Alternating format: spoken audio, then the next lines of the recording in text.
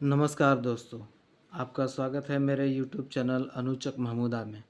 आज हम पढ़ेंगे 8वीं कक्षा का विज्ञान और चैप्टर है इसका 6 जंतुओं में जनन। जंतुओं में जनन। चलिए वीडियो शुरू करते हैं।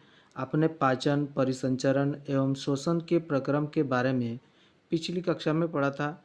क्या आपको इनके विषय में याद है?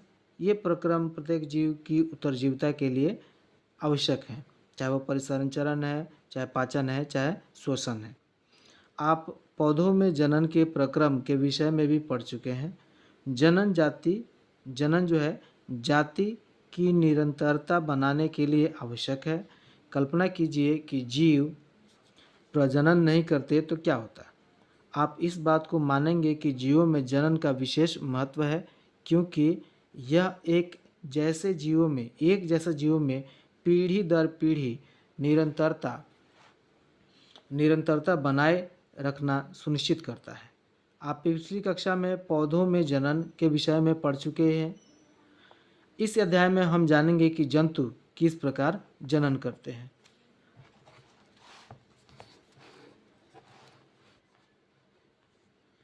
देखिए, जनन की विधियाँ। क्या आपने विभिन्न जंतुओं के विषय बच्चों को देखा है? कुछ जंतुओं के बच्चों के नाम सारणी 6.1 में भरने का प्रयास कीजिए, जैसा कि क्रम संख्या 1 से एवं 5 में उदाहरण देकर समझाया गया है। आपने विभिन्न जंतुओं के बच्चों का जन्म होते हुए भी देखा होगा। क्या आप बता सकते हैं कि चूजे और इल्ली जो कैटरपिलर किस प्रकार जन्म लेते हैं? बिलौटे और पिल्ले का जन्म किस प्रकार होता है? क्या आप सोचते हैं कि जन्म से पूर्व ये जीव वैसे ही दिखाई देते थे जैसे कि वह अब दिखाई देते हैं? आइए पता लगाते हैं। पौधों की ही तरह जंतुओं में भी जनन की दो विधियां हैं। एक है लैंगिक जनन और दूसरा है अलैंगिक जनन। ये रहा 6.1। इसमें जंतु मनुष्य के बच्चे को संतति को क्या बोलते हैं? शिशु। बिल्ली के बच्चे को बिलोटा या कीटी। कुत्ते के बच्चे को पप्पी। तितली के बच्चे को कैटरपिलर। मुर्गी के बच्चे को चूजा। गाय के बच्चे को बछड़ा और मेंढक के बच्चे को टैडपोल। अब हम पढ़ेंगे लैंगिक जनन। कक्षा 7 में आपने पौधों में जनन के विषय में पढ़ा था। इससे स्मरण करने का प्रयास कीजिए। आपको याद होगा कि लैंगिक जनन करने वाले पौधों में नर और मादा जननांग भाग लेते हैं, चाहे भाग होते हैं। क्या आप इस भागों के नाम बता सकते हैं? जंतुओं में भी नर एवं मादा विभिन्न जनन भाग अंग होते हैं। पौधों की ही तरह जंतु भी नर एवं मादा युग्मक बनाते हैं, जो संलयित होकर युग्मनज या जाइगोट बनाते हैं। यह युग्मनज विकसित होकर एक नया जीव बनाता है। इस प्रकार का जनन, जिसमें नर तथा मादा युग्मक का संलयन होता है, लैंगिक जनन कहलाता है। आइए हम मनुष्य में जनन भागों का पता लगाएं तथा जन्म प्रक्रम का अध्ययन करें। देखिए, नर जनन अंग। नर जनन अंगों में एक जोड़ा वृषण, 2 शुक्राणु नलिका तथा एक शीशन लिंग होते हैं। वृषण नर युग्मक होता है जिसे शुक्राणु कहते हैं। वृषण लाखों शुक्राणु उत्पन्न करते हैं। 6.2 के देख के बता सकते हैं, जिसमें शुक्राणु का चित्र दिखाया गया है। शुक्राणु यद्यपि बहुत सूक्ष्म होते हैं, पर प्रत्येक में एक सिर, एक मध्य भाग एवं एक पूंछ होती है। क्या शुक्राणु एकल कोशिका जैसे प्रतीत होते हैं? जी, वास्तव में हर शुक्राणु में कोशिका के समान एक संघटक पाए जाते हैं। आप इस चित्र से देख सकते हैं। ये रहा शुक्राणु नलिका, ये रहा वृषण, ये शीशन। ठीक है। मानव में नर जननांग, ये रहा वृषण। वृषण से ही क्या बनता है? शुक्राणु। ठीक है। और यहाँ पे आप अच्छे से आप देख सकते हैं कि मानव शुक्राणु कैसे दिखाई देता है, इसका सिर कैसे होता है, मध्य भाग कैसे होता है, इसकी पूंछ कैसे होती है। पहली का सवाल है कि शुक्राणु में पूंछ किस काम आती है, तो इसको हम बता देते हैं अभी। देखिए, शुक्राणु में पूंछ शुक्राणु को की गति को मदद करता है। यह पूंछ शुक्राणु को मादा के अंडाणु तक तैरकर पहुंचने में इसकी मदद करता है। अब देखिए मादा जनन अंग। मादा जननांगों में एक जोड़ी अंडाशय, अंडवाहिनी या डिंब वाहिनी तथा गर्भाशय होता है। आप देख सकते हैं अंडाशय, ये अंडवाहिनी है और ये है गर्भाशय। मादा मानव में मादा जननांग। मादा युग्मक उत्पन्न करते हैं जैसे अंडाणु या डिंब कहलाते हैं। चित्र 6.4 मानव स्त्रियों में प्रति मास दोनों अंडाशयों में से किसी एक अंडाशय से एक विकसित अंडाणु अथवा डिंब का निर्मोचन अंडवाहिनी में होता है। गर्भाशय वह भाग है जहाँ शिशु का विकास होता है। शुक्राणु की तरह अंडाणु भी एकल कोशिका के होते हैं। अब देखिए मानव अंडाणु और इसका एक केंद्रक है। शुक्राणु देख सकते हैं, शुक्राणु, और ये रहा अंडाणु।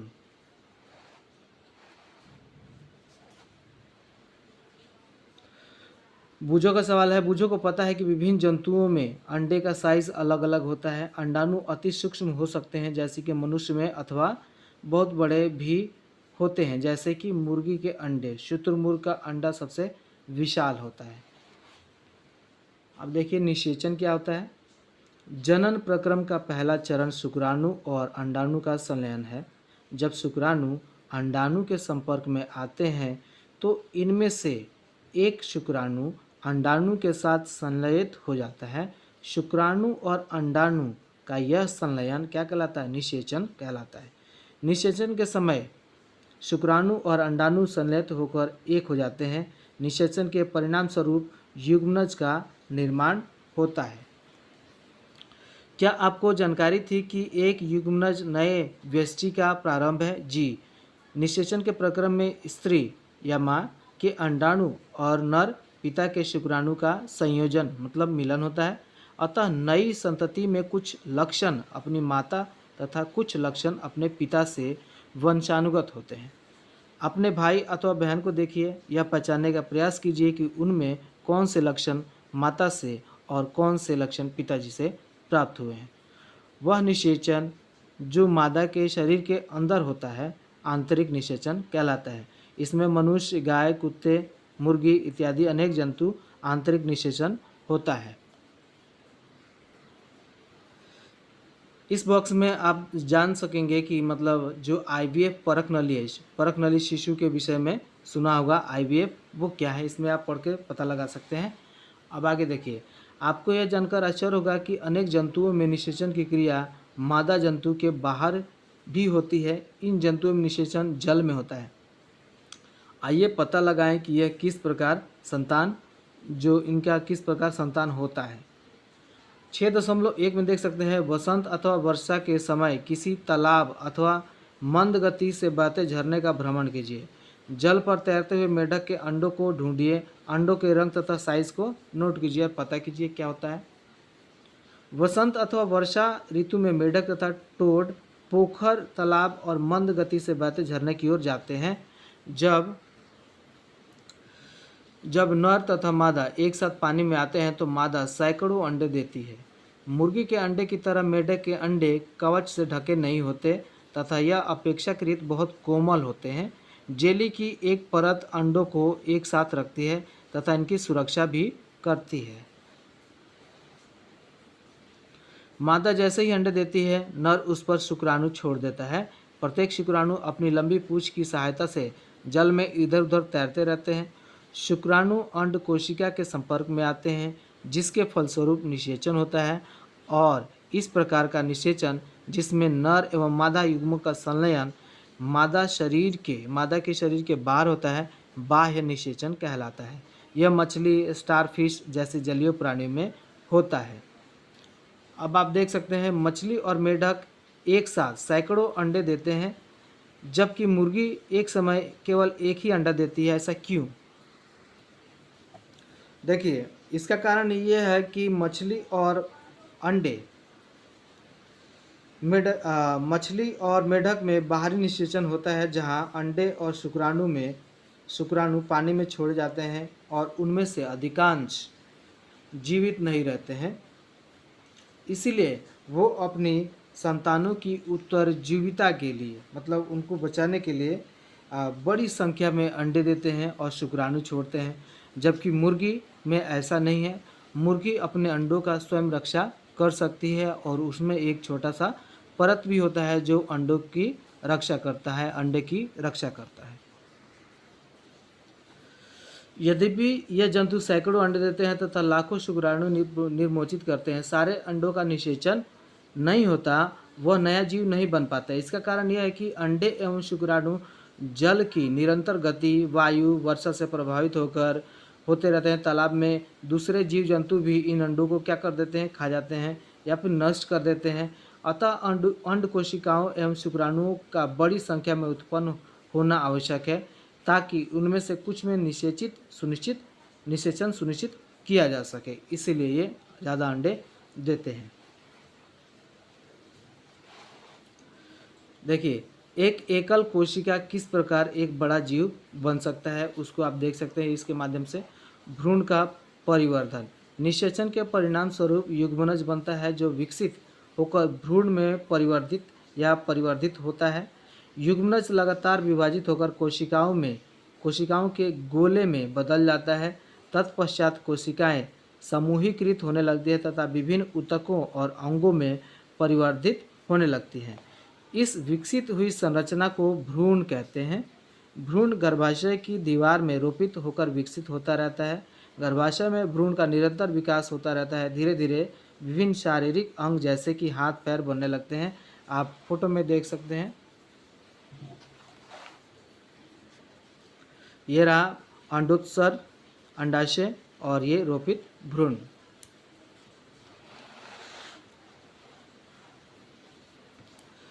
देखिए, हाथ पैर, सिर, आंखें इत्यादि विकसित हो जाते हैं। भ्रूण की वह अवस्था जिसमें शारीरिक भागों की पहचान हो सके गर्भ कहलाता है।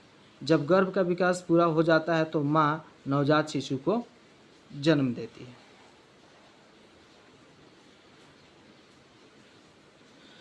मुर्गी में भी आंतरिक निषेचन होता है, परंतु क्या मनुष्य और गाय की तरह मुर्गी भी बच्चे को जन्म देती है? क्या जानते हैं कि मुर्गी बच्चों को जन्म नहीं देती? तब चूजे कैसे जन्म लेते हैं? आइए अब पता करें। निषेचन के फौरन बाद ही युग्मनज लगातार विभाजित होता रहता है और अंडवाहिनी के नीचे की ओर बढ़ता रहता है। इसके नीचे बढ़ने के साथ साथ इस पर सुरक्षित परत चढ़ती जाती है। मुर्गी के अंडे पर दिखाई देने वाला कठोर कवच भी ऐसे ही सुरक्षित परत है। कठोर कवच के पूर्ण रूप से बन जाने के बाद मुर्गी अंडे का निर्मोचन करती है। मुर्गी के अंडे को चूजा बनने में लगभग 3 हफ्ते का समय लगता है। आपने मुर्गी के उष्मायन मतलब उसको अंडे को गर्म करने के लिए अंडों पर बैठ जाती है। क्या आप जानते हैं कि अंडे के अंदर चूजे का विकास इस अवधि में होता है? चूजे के पूर्ण रूप से विकसित होने के बाद कवच के फूटने के बाद चूजा बाहर आ जाता है। बाह्य निषेचन वाले जंतुओं में भ्रूण का विकास मादा शरीर के बाहर ही होता है। भ्रूण अंडावरण के अंदर विकसित होता रहता है। भ्रूण का विकास पूर्ण होने पर अंडोजोत्पत्ति होती है। आपने तालाब अथवा झरने में मेढक के अनेक टैडपोल तैरते हुए जरूर देखे होंगे जिनकी पूंछें होती है। जरायुज एवं अंड प्रजक जंतु। हमने जाना कि कुछ जंतु विकसित शिशु को जन्म देते हैं, जबकि कुछ जंतु अंडे देते हैं जो बाद में शिशु में विकसित हो जाते हैं। वह जंतु जो सीधे ही शिशु को जन्म देते हैं जरायुज जंतु कहलाते हैं, जैसे हम लोग, और वे जंतु जो अंडे देते हैं अंड प्रजक जंतु कहलाते हैं। निम्न क्रियाकलाप की सहायता से आप इस बात को अच्छी तरह से समझ सकेंगे तथा जरायुज एवं अंड प्रजक में विभेद भी कर सकेंगे। आप देखिए, मेढक, छिपकली, तितली अथवा शलभ, ये एक प्रकार का कीट है जिसके पंख होते हैं, शलभ। मुर्गी तथा कौवे अथवा किसी अन्य पक्षी के अंडे का अवलोकन करने का प्रयास कीजिए। क्या आप इन प्राणियों के अंडों का अवलोकन कर पाए हैं? ये जिन अंडों को आपने एकत्रित किया है उनके चित्र बनाइए। कुछ जंतुओं के अंडों का अवलोकन करना सरल है क्योंकि उनकी माँ शरीर के बाहर अंडे देती है, परंतु आप गाय, कुत्ता अथवा बिल्ली के अंडे एकत्र नहीं कर सकते। यह इसलिए क्योंकि वह अंडे नहीं देते, उनमें माँ पूर्ण विकसित शिशु को ही जन्म देती है। यह जरायुज जंतुओं के उदाहरण है। अब क्या आप जरायुज एवं अंड प्रजक जंतुओं के कुछ अन्य उदाहरण दे सकते हैं? आप बताइए। शिशु से वयस्क होने की विधि। नवजात जन्मे प्राणी अथवा अंडे के प्रस्फुटन से निकले प्राणी तब तक वृद्धि करते हैं जब तक कि वे वयस्क नहीं हो जाते। कुछ जंतुओं में नवजात जंतु वयस्क से बिल्कुल अलग दिखाई पड़ते हैं। मेढक के जीवन चक्र को चित्र में दर्शाया गया है। मेढक में अंडे से प्रारंभ करके वयस्क बनने की विधि विभिन्न अवस्थाओं चरणों का प्रेक्षण कीजिए। हम 3 स्पष्ट अवस्थाओं अथवा चरणों को देख पाते हैं। अंडा, उसके बाद टेडपोल, उसके बाद लार्वा को टेडपोल बोलते हैं, और उसके बाद वयस्क। क्या टेडपोल वयस्क मेढक से भिन्न दिखाई देते हैं? नहीं देते। क्या आप सोच सकते हैं कि किसी दिन यह टैडपोल वयस्क मेढक बन जाएंगे? टैडपोल रूपांतरित होकर वयस्क में बदल जाता है, जो छलांग लगा सकता है और तैर सकता है। कुछ विशेष परिवर्तनों के साथ टैडपोल का वयस्क में रूपांतरण कायांतरण कहलाता है। जैसे जैसे हम बड़े होते हैं, हम शरीर में किस प्रकार के परिवर्तन देखते हैं? क्या आप सोचते हैं कि हमारा भी कायांतरण होता है? मनुष्य में जन्म के समय से ही नवजात शिशु में वयस्क समान शारीरिक अंग मौजूद होते हैं। अलैंगिक जन्म क्या होता है? इससे पहले आप ये देख सकते हैं टैडपोल और मेढक का। पहले क्या? अंडा, फिर आरंभिक टैडपोल, फिर बाद का टैडपोल, और उसके बाद वयस्क मेढक। देखिए, अब तक हमने जनन प्रक्रम का अध्ययन उन जंतुओं में पढ़ा है जिनसे हम परिचित हैं, परंतु अत्यंत छोटे जंतु जैसे हाइड्रा एवं सूक्ष्मदर्शी जंतु जैसे कि अमीबा में जनन किस प्रकार होता है? क्या आप उनके प्रजनन करने के ढंग के विषय में जानते हैं? अब इसका पता लगाते हैं। हाइड्रा की अस्थायी स्लाइड लीजिए। आवर्धक लेंस अथवा सूक्ष्मदर्शी की सहायता से इस स्लाइड का अध्ययन कीजिए। जनन के शरीर से क्या कुछ उभरी संरचनाएं दिखाई देती हैं? इन उभरी हुई संरचनाओं की संख्या ज्ञात कीजिए और इनका साइज भी ज्ञात कीजिए। हाइड्रा का चित्र वैसा ही बना है जैसे आपको दिखाई देता है। इसकी तुलना 6.11 से कीजिए। देखिए, यहाँ पे हाइड्रा सूक्ष्म जीव है जो एक जलीय जीव है। आप देख सकते हैं हाइड्रा में यहाँ पे क्या हो रहा है? मुकुलन हो रहा है, फिर यह मुकुलन बड़ा हो रहा है और धीरे धीरे ये मुकुलन किसका रूप ले रहा है? हाइड्रा का, फिर बाद में इससे अलग हो जाता है। प्रत्येक हाइड्रा में एक या अधिक उभार दिखाई दे सकते हैं। यह उभार विकसित होते नए जीव हैं जिन्हें मुकुल कहते हैं। स्मरण कीजिए कि यीस्ट में भी मुकुल दिखाई देते हैं। हाइड्रा में भी एक एकल जनक से निकलने वाला उदर्ध से नए जीव का विकास होता है। इस प्रकार के जनन में जिसमें केवल एक ही जनक नए जीव को जन्म देता है उसको अलैंगिक जनन कहते हैं। हाइड्रा में मुकुल से नया जीव विकसित होता है, इसलिए इस प्रकार के जनन को मुकुलन कहते हैं। अलैंगिक जनन की अन्य विधि अमीबा में दिखाई देती है। आइए देखें यह कैसे होता है।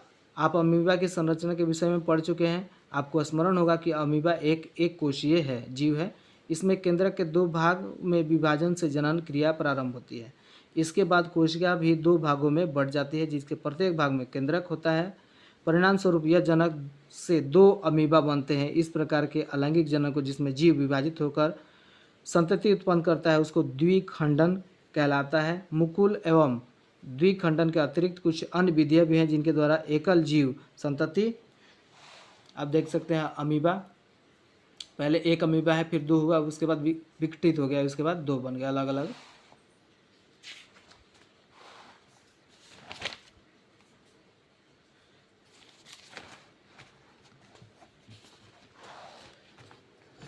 संतति को जन्म देते हैं। डॉली की कहानी आप क्लोन से देख सकते हैं। चलिए अब इसके बाद हम क्वेश्चन आंसर देखते हैं।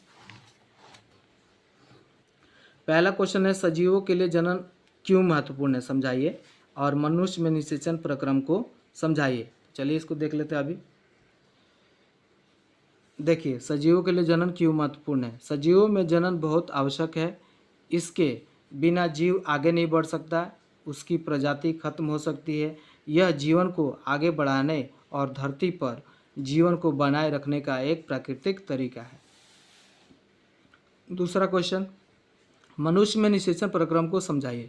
जनन प्रक्रम का पहला चरण शुक्राणु और अंडाणु का संलयन है। जब शुक्राणु अंडाणु के संपर्क में आते हैं तो इनमें से एक शुक्राणु और अंडाणु का यह संलयन निषेचन कहलाता है। निषेचन दो प्रकार के होते हैं, आंतरिक और बाह्य। तीसरा क्वेश्चन है, आंतरिक निषेचन होता है मादा शरीर के अंदर। ठीक है। एक टैडपोल जिस प्रक्रम द्वारा वयस्क में विकसित होता है वो क्या कहलाता है? कायांतरण। एक युग्मनज में पाए जाने वाले केंद्रकों की संख्या कितनी होती है? 1। यहाँ पे निम्न कथन सत्य पर टी और असत्य पर एफ लगाना है। अंड प्रजक जंतु विकसित जंतु को जन्म देते हैं? नहीं, फॉल्स है। प्रत्येक शुक्राणु का एक एकल कोशिका है? सही है। मेढक में बाह्य निषेचन होता है? सही है। वह कोशिका जो मनुष्य में नए जीवन का प्रारंभ है युग्मक कहलाती है? सही है। निषेचन के पश्चात दिया गया अंडा एक एकल कोशिका है? सही है। अमीबा मुकुलन द्वारा जनन करता है? गलत है ये। अलैंगिक जनन में भी निषेचन आवश्यक है? सही, गलत है। द्विखंडन अलैंगिक जनन की एक विधि है? सही है। निषेचन के परिणाम स्वरूप युग्मनज बनता है? सही है। भ्रूण एक एकल कोशिका का बना होता है? ये गलत है। अब देखिए युग्मनज और गर्भ में दो भिन्नताएं दीजिए। युग्मनज अंडाणु एवं शुक्राणु का संलयन निषेचन कहलाता है। निषेचित अंडा युग्मनज कहलाता है और यह जीवन की शुरुआत होती है। और युग्मनज में माता पिता दोनों का डीएनए होता है। भ्रूण क्या है? भ्रूण की वह अवस्था जिसमें उसके सभी शारीरिक भाग विकसित होकर पहचानने योग्य हो जाते हैं उसको गर्भ कहते हैं। यह एक प्रक्रिया है जिसमें युग्मनज भ्रूण बनता है और फिर भ्रूण विकसित होकर शिशु का रूप लेता है। अलैंगिक जनन की परिभाषा लिखिए। जंतुओं में अलैंगिक जनन की दो विधियों का वर्णन कीजिए। जनन का वह भाग जिसमें केवल एक ही जीव भाग लेता है अलैंगिक जनन कहलाता है। जनन की दो विधियां हैं, मुकुलन और द्विखंडन। मुकुलन और द्विखंडन। हाइड्रा में मुकुलन द्वारा नए जीव का विकास होता है। इस प्रकार के अलैंगिक जनन को मुकुलन कहते हैं। द्विखंडन क्या है? अमीबा स्वयं दो भागों में विभाजित होकर संतति उत्पन्न करता है। इस प्रकार के अलैंगिक प्रजनन को द्विखंडन कहते हैं। सातवां क्वेश्चन है, मादा के किस जनन अंग में भ्रूण का रोपण होता है? तो मादा का भ्रूण मादा के गर्भाशय में होता है। कायांतरण किसे कहते हैं? टैडपोल रूपांतरित होकर वयस्क में बदल जाता है। कुछ विशेष परिवर्तनों के साथ टैडपोल का वयस्क में रूपांतरण कायांतरण कहलाता है। आंतरिक निषेचन और बाह्य निषेचन में क्या भेद है? तो आप देख सकते हैं आंतरिक निषेचन वह निषेचन जो मादा शरीर के अंदर होता है आंतरिक निषेचन कहलाता है, जैसे मनुष्य हम लोग। बाह्य निषेचन वह निषेचन जिसमें नर एवं मादा युग्मक का संलयन मादा शरीर के बाहर होता है, जैसे मछली, स्टारफिश, मेढक इत्यादि। 10 नंबर क्वेश्चन है, नीचे दिए गए संकेतों की सहायता से क्रॉस शब्द पहेली को पूरा कीजिए। आप देख सकते हैं यहाँ से मैंने इसको भर दिया, आप फिर से आप स्क्रीनशॉट लेके पता कर सकते हैं। ठीक है, तो ये था आज का वीडियो। आई होप आपको पसंद आया होगा। अगर कोई सवाल है, कोई शंका है तो आप बेझिझक मुझे कमेंट कर सकते हैं। कोई सुझाव है वो भी बता सकते हैं। Thank you. जय हिंद।